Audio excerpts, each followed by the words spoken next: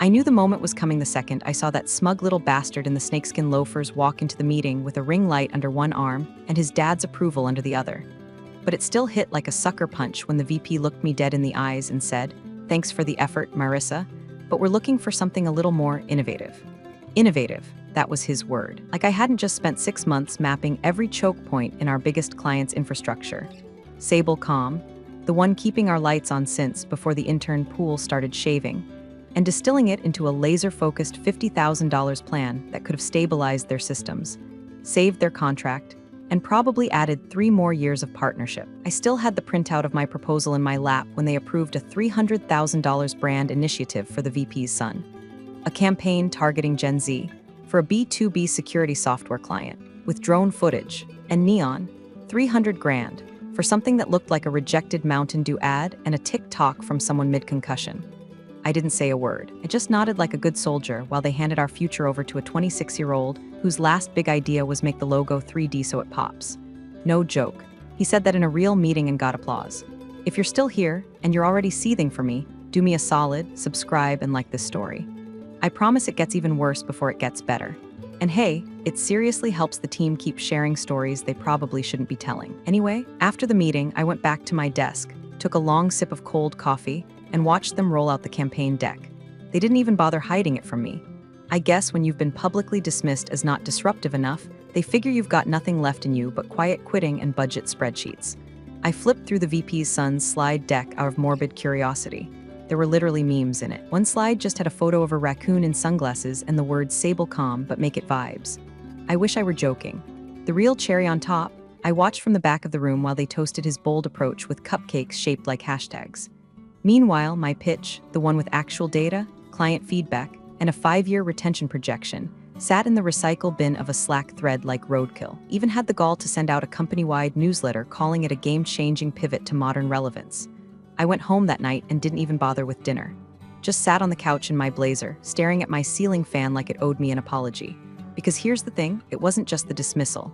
I'd been overlooked before, undercredited, passed over. Every woman in tech knows that drill. But this time, it wasn't just some random opportunity. This was about Sable Calm, the company I'd bled for, the client I'd pulled back from the brink more times than I could count, the reason we had bonuses last year, and they threw my work in the trash for a vanity project with glow sticks. That was the moment I knew I was done begging to be heard. I didn't quit. That's the part they never expect. They think if they humiliate you hard enough, you'll just pack up your little ergonomic keyboard and disappear. But I stayed. I took notes. I watched that dumpster fire burn from the inside out, and I started planning. The break room smelled like scorched popcorn and betrayal when I finally cornered Dana, the one person at Nexera Tech who hadn't yet sold her soul for stock options or a seat at the VP's lunch table. She was microwaving something that looked like sadness in Tupperware when I unloaded. I didn't raise my voice, didn't cry, just laid it out. The numbers, the client history, the ridiculousness of betting on the VP's spawn to rescue a 30-year account with a light show and buzzwords. Dana listened in that tired, HR-exhausted way that women who have been through the meat grinder learn to do. She didn't even blink when I said they just threw away Sable Calm for a 12-week social media stunt. She sighed, shrugged. "You've got to pick your battles, Riss." That line hit harder than it should have. Not because she was wrong, but because she was right. Except I'd already picked my battle. I went back to my desk and opened a new Google Sheet titled Receipts. I started logging everything. Dates, emails, Slack messages. I screenshotted the campaign's projected ROI before they pulled it from the dashboard. Spoiler alert, it was negative. As in, hemorrhaging money levels of bad. You'd think they'd try to bury that failure quietly, but no. They spun it in town halls like it was a bold step into youth engagement. Meanwhile, engagement on the actual campaign posts was in the single digits. One video had a comment from a bot that just said nice. That was the highlight. What really sealed the deal, though, was when I found the internal marketing note calling the project a risk worth taking for future-facing momentum. Future-facing momentum. For a client whose median stakeholder age was 62 and whose CFO still printed emails. That's when I knew. This wasn't just incompetence. This was arrogance dressed in business casual, so I leaned in, quietly. I opened LinkedIn and searched for a name I hadn't thought about in over a year, Aaron McCraw, former VP of Product Integration at Sable Calm. We'd worked together on a nasty rollout back in 19 when their billing API exploded like a dying blender. Aaron was tough, smart, and most importantly, she had a long memory for people who showed up when it mattered. I sent her a message, "Hey Aaron, been too long, would love to grab a coffee sometime, nothing formal, just catch up." She responded an hour later, I owe you at least 3 coffees. Next week, no promises, no pitches, just a breadcrumb. Meanwhile, I kept digging through the analytics on the influencer campaign. It was worse than I thought. Bounce rate above 90%. Average view time under 4 seconds. One landing page had a typo in the call to action button, learn more. Sablecom didn't even comment publicly. They just went quiet, like a patient who stops returning calls before switching doctors. And Nexera Tech, they were too busy posting behind-the-scenes photos of the VP's son, riding a Segway in a branded hoodie to notice the silence. At night, I started jotting notes in a leather planner I hadn't touched since grad school. Nothing fancy, just thoughts, concepts, reminders, how to build what they refuse to see, how to fix what they let rot. One sticky note read, if they won't pay $50K to keep a legacy client, what would that client pay to leave? That was the first splinter. Not rage, not revenge, just a question. But questions, I've learned, are how revolutions start. It was a Tuesday morning when the Sablecom silence broke. Not with a bang, not with some dramatic phone call or press release, just a terse 3-sentence email to business ops.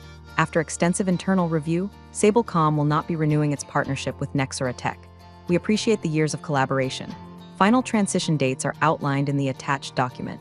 No signature from the CEO, just a digital decapitation via PDF. By noon, the building smelled like panic sweat and old printer toner. The execs scrambled into emergency sinks. There were closed-door huddles and slapdash retention retrospectives scheduled by people who couldn't spell Sablecom 2 months ago. I watched it unfold like a ghost, half present, half invisible. My inbox stayed quiet. No one asked me to contribute. No one even asked if I had insights. I was the woman who'd practically stitched that account together with duct tape and late nights for 5 straight years, and now I was just background noise. They brought in an outside consultant to evaluate client experience gaps. He wore flashy shoes and mispronounced my name in the hallway. I didn't correct him. Instead, I put in my earbuds, opened a spreadsheet I didn't care about, and thought about the client call I had scheduled that night, under a different name, with a different email, on a different laptop. Because while Nexera Tech flailed around trying to figure out why their biggest account bailed, I was already halfway out the door sideways. 2 months earlier, I'd quietly joined a freelancer platform under a pseudonym, Melissa R. Lane. It wasn't subtle, but it was just enough separation to keep it clean. My tagline, B2B systems strategist with a track record in legacy client retention. Sound familiar? Small startups started reaching out. Fintech, manufacturing, even a pet insurance firm run by 2 overcaffeinated sisters who sent emails in Comic Sans. I helped each one clean up back-end messes, streamline workflows, and map strategy, all while sitting in Nexera Tech meetings pretending to care about KPI dashboards I knew wouldn't matter in a year. The pay was nothing glamorous at first, but it wasn't about money. It was about oxygen. Every night after Nexera Tech drained what was left of my dignity, I'd flip open my second laptop, crack my knuckles, and do real work. Work that mattered. Work that someone actually asked for. Sometimes I'd still get internal updates about the VP's son's campaign. They tried spinning the Sablecom loss as a pivot away from legacy dependency. That gem came from a Slack thread full of execs using buzzwords like sunsetting and synergy realignment. Translation: we lit our own house on fire, but look how well it's warming the room. They sent out a motivational email blast titled "Every exit is an entry somewhere else." I nearly choked on my instant oatmeal. Funny thing is, they were right. Every exit is an entry, just not for them. While Nexera Tech started hemorrhaging budget and pulling team leads into reputation triage sessions, I was booking my 10th freelance client. A healthcare compliance startup that reminded me, weirdly, of Sablecom 10 years ago, clunky, noble, begging to be rescued from its own outdated code base. I didn't tell anyone. I still wore the Nexera Tech badge, still clocked in at 8:59 a.m. sharp, still answered every inane Slack thread with a thumbs-up emoji like a good corporate ghost. But something had shifted. I wasn't trying to climb anymore. I wasn't even trying to be seen. I was tunneling out, one invoice at a time, one side deck at a time, one quiet, calculated move after another. Focused detachment. That's what I called it. Not revenge. Not yet, just distance, measured in billable hours. I filed the LLC paperwork in my pajamas at 2:17 a.m. with a lukewarm beer in one hand and my laptop balanced on a stack of unopened mail. The name, Omnira Partners. It sounded bigger than it was, which at the time was just me, my freelancing alias, a burner Gmail, and a Google Voice number that routed straight to voicemail so no one could hear the exhaustion in my real voice. I picked the name because it felt like a dare. Omnira, like omnipresent and era. A silent promise to every suit who ever told me I was too detail-focused or not quite strategic enough that I'd build a new era, and they wouldn't even see it coming. I brought in a freelance developer I'd met on a client-side project. His username was D3VGod17, and he refused to speak on Zoom, which was fine by me. We worked through shared Git repos, burner emails, and late-night messages that always started with "you up." and ended with API documentation. Together, we started stitching the old Sable.com proposal into something real. Not just polished, but bulletproof, scalable, cross-industry adaptable. We ran silent pilots with 3 separate clients: a logistics firm, a legal tech startup, and a nonprofit that ran on outdated grants and Microsoft Access. Each one had the same problem: bloated systems, poor retention, terrified leadership, and each one saw results within 6 weeks. I kept records of everything: screenshots, reports, client testimonials, case studies. I started building slide decks in Canva at midnight while my cat slept on my arm and my Nexora Tech laptop sat unopened next to me like a sulking ex. Every email I didn't receive from the Nexora leadership team, every invite I was excluded from, every project I was passed over for, it all became fuel. Oxygen, proof that they were too blind to recognize gold unless it was spray painted on a trust fund baby with a LinkedIn full of shirtless yacht photos. Meanwhile, the VP's son got a full-page spread in the internal newsletter for visionary engagement practices. It featured a photo of him in a branded bomber jacket, giving a thumbs up next to a whiteboard that literally said, "Make cool stuff," and $. I forwarded it to Dana with the subject line, "Thought Leadership." She replied with a string of skull emojis. But I didn't feel bitter, not anymore. I felt alive, because for the first time in years I wasn't begging for permission. I wasn't waiting for a seat at their table. I was building my own, plank by plank, out of the very tools they discarded. I enrolled in courses, agile systems, behavioral UX, enterprise architecture. I used my vacation days to attend virtual summits under a fake agency badge. I made a new LinkedIn profile that didn't mention Nexora Tech at all, just Omnira, with a vague description that made me sound like a shadowy fixer in a prestige drama. And slowly, connections started forming.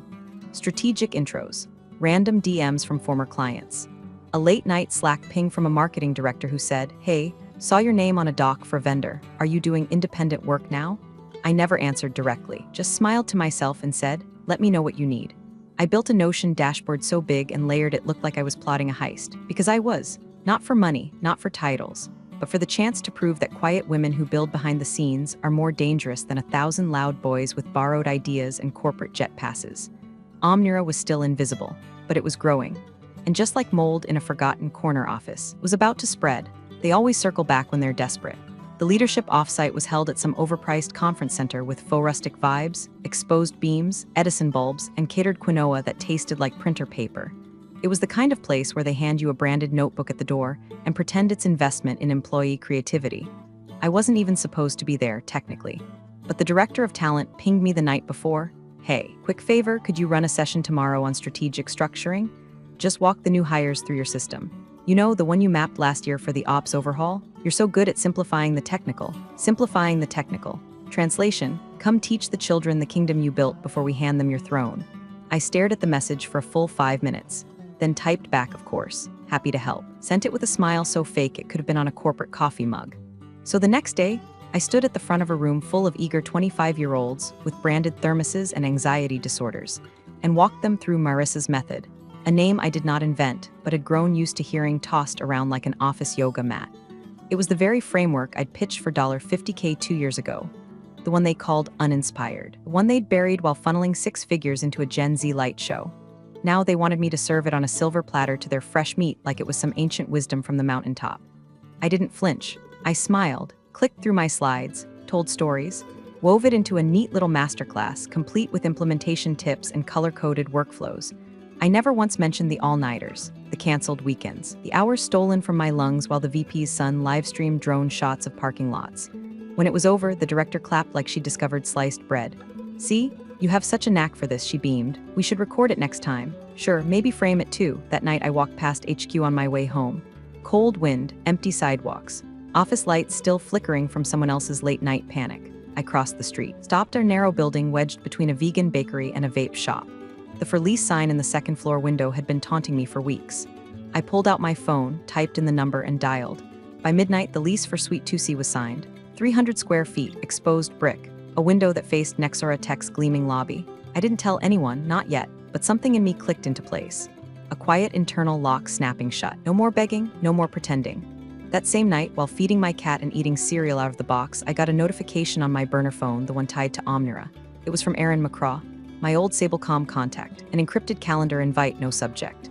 Time next Thursday, 2:30 p.m. Location, TBD, will confirm morning of. Note, bring what you've built. That's all it said. But I read it 10 times. I didn't respond. Just sat there in my tiny kitchen, feet curled under me, heart pounding like I was about to jump out of a plane. Because that message wasn't just a meeting, it was a signal. Sable Calm was circling, and I had something they wanted. The morning of the meeting, I woke up before the alarm even had the nerve to beep. Cold October light spilled through the window of Suite 2C, catching on the logo I'd tacked above my desk with painter's tape, Omnira Partners. Still just vinyl lettering on foam board, but it looked official in the right light. I'd been sleeping in the office for a week, not out of necessity, out of something deeper, like I couldn't bear to leave the launch pad in case the rocket finally fired. At 9:03 a.m., the email came in, from Aaron. Subject, proposal request, Sable Calm Body, formal proposal requested by close of week. Bring the full system. Target budget under $100K. Implementation within 60 days. Non-compete voided. Show us what they ignored. I just stared at the screen for a second, then exhaled so hard my coffee went cold. Sable Calm didn't just want a quote, they wanted the thing. The blueprint I'd carved out of bone and burnout. The system I'd pitched for $50K and watched get drowned in neon marketing and banana-flavored vape clouds.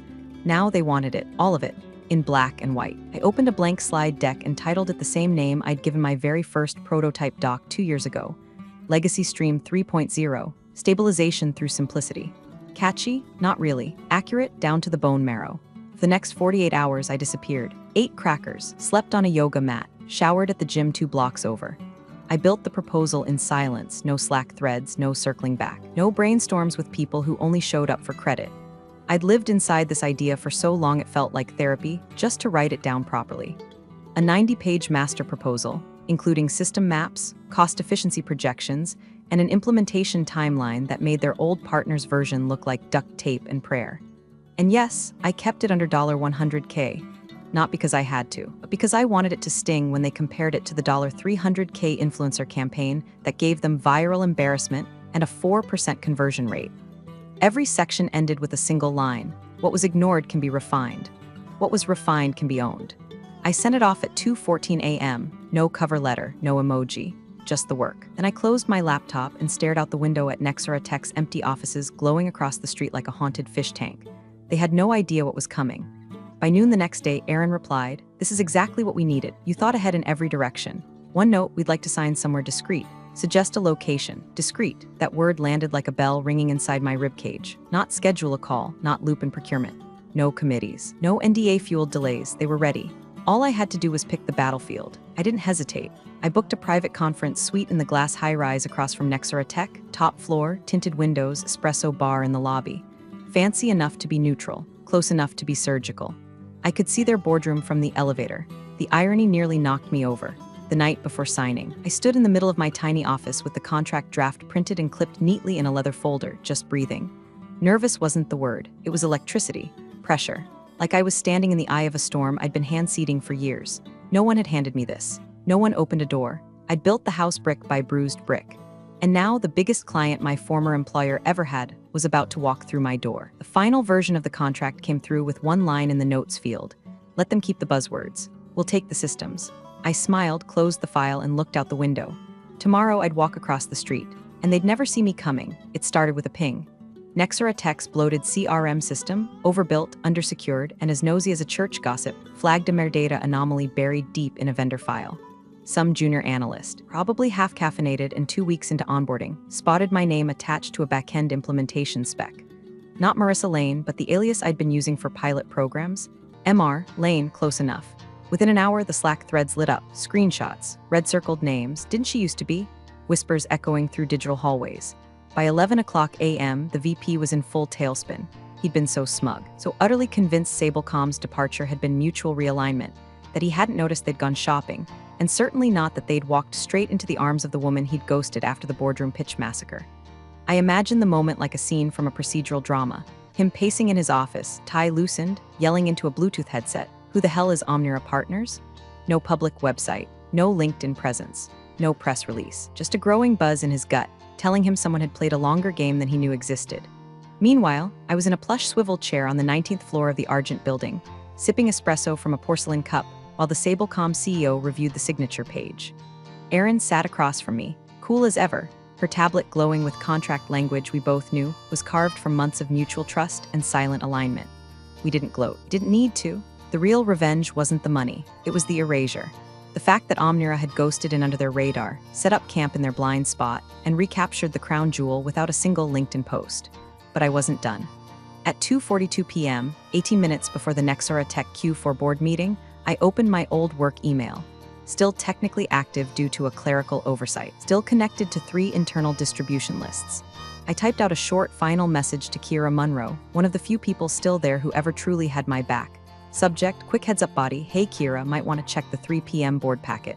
Line item under client churn and movement. Should be enlightening, no signature, no flourish, just the wick, already lit. Then I logged out, deleted the inbox from my phone, and dropped it into my desk drawer like a spent matchstick. Across the street, they were gathering now, water bottles lined up, Q4 slides queued, that nervous energy humming through the air that only comes when people are about to realize they've been outplayed. I watched from the window. The same window I used to stare out of when they'd leave me off invites, pass over my ideas, hand my work to interns and influencers, and then ask me to just help clean it up a bit. Funny how small that building looked now. Like a dollhouse full of people still playing at power, unaware that the foundation had already shifted beneath them. 3 floors below me, the Sable Comm exec team posed for a discreet photo, just the core team and me, no PR rep, no hashtag, no noise, just legacy reclaimed, in silence. 3:00 p.m. sharp. Nexora Tech's boardroom, top floor, sunlight slicing through the tinted glass like a surgeon's scalpel. The Q4 report is printed on premium stock, logo stamped, spiral bound, with tabs color-coded like it's going to save someone's job. Spoiler, it won't. The coup Mark Langley, a man who thinks thought leadership is a personality, flips open the packet with all the ceremony of a Sunday sermon. He's halfway into his usual monotone when he lands on the section labeled Client Churn and Movement. Halfway down the page, in a bold, unforgiving font, reads Sablecom new strategic partner, Omnira Partners status, fully transitioned. Contract value $100 million. Effective, immediate. There's a beat of silence so thick you could spoon it. Then the VP, Mr. Neon Billboard himself, goes completely still. His face drains of color like someone pulled the plug on his circulatory system. You can almost hear his internal monologue crashing into itself like a 3-car pileup, Omnira who. And how, he flips pages. He fumbles. This must be a misprint, he says to no one in particular. It isn't. Kira, the only one in the room who's already read my email, doesn't say a word. She just leans back in her chair, crosses her legs, and watches the panic bloom. Someone whispers near the end of the table, isn't that?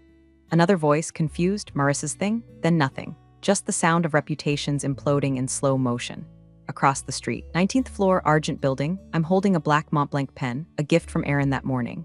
The Sablecom CEO is across from me, one eyebrow raised like he knows he's witnessing the kind of moment people pretend to be humble about but secretly replay in their heads forever. Shall we? He asks. I sign, $100 million, 60-day rollout, full strategic ownership. The second my pen lifts from the paper, the air changes. Not dramatically, not like a parade, but subtly like the weather just shifted in my favor and everyone else is still in short sleeves. We shake hands. I stand, smooth the front of my jacket, and walk to the floor-ceiling window. Down below, Nexora's HQ buzzes like a kicked anthill.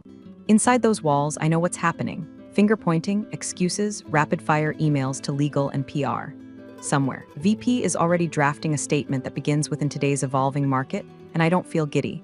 I don't feel smug, I feel still, because this wasn't revenge. Not really. It was justice, accrued like interest, painful, precise, and delivered at the exact moment it would land the hardest. I didn't sabotage anything. I didn't twist the knife. I just showed them what they left on the table, and took it.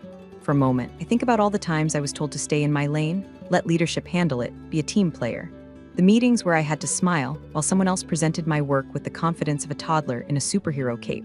The promotions I watched go to charm instead of competence. The applause they gave a campaign that lost a legacy client. I take a sip of water and glance down at the signed contract, embossed with both our logos. Omnira and Sablecom. Side by side, they wanted fireworks. I gave them a funeral, quiet, precise, and final. The late afternoon sun turns the city glass gold. Everything's soft and sharp at the same time, like a dream that knows exactly what it's doing. I'm sitting in the window seat of Suite 2C, legs crossed, mug in hand. The Omnira Partners logo gleams behind me in clean matte lettering. No fanfare, no tagline, just presence. The office is quiet, not empty, just quiet in the way I like. My developer is in the back room tuning something I don't need to understand. A plant I forgot to water 3 days ago leans toward the window like it knows we made it. Across the street, Nexora Tech's lobby bustles like always, interns juggling overpriced coffee, someone from finance on a Bluetooth meltdown, the janitor I used to chat with wiping smudges off the glass like he's erasing someone else's chaos. Then I see him. VP, Mr. Disruption. walking down the sidewalk, phone in hand, pace stiff and clipped like someone who just came from a board meeting that ended in bloodletting. He stops briefly to adjust his collar, doesn't look up, doesn't know he's being watched. He passes right under me, doesn't see the logo, doesn't see the woman he tried to erase sitting just above his eyeline, sipping black coffee and owning everything he couldn't imagine. I don't wave. I don't smile. I just watch him disappear around the corner, back into the building where ghosts like me aren't supposed to have endings like this. My laptop pings. New email. From Aaron McCraw, subject, worth every penny. Body just had the follow-up with procurement. You didn't just deliver, you rebuilt the entire model. Our CFO is still recovering from the implementation timeline. You're exactly where you should be. I read it twice. Not because I need the validation, because I earned it. The mug in my hand reads, build quietly. Let the view talk. I take another sip. The inbox fills slowly with contract approvals, rollout timelines, early-stage onboarding requests. The machine is humming now. Omnir isn't a shell anymore. It's an organism, breathing, growing, and me? I'm the still point in the turning world. I think back to that meeting, the one where they called my strategy not innovative enough. $50,000. That's all I asked for. A drop in the bucket. A patch on a leaking dam. They said no. Now they're bleeding clients, trying to reverse engineer relevance. And somewhere inside that mirrored box across the street, someone is asking, how the hell did we miss her? Let them wonder. Let them hold town halls and task forces and throw budget at branded disasters. I don't need their applause. I have the view. And they'll need binoculars to keep up. They wouldn't spend $50K to keep me. Now they'll spend $100M to compete with me. Big thanks for watching, you sneaky seniors. Subscribe to keep the coffee pot brewing revenge. Your ex-colleagues won't know what hit 'em.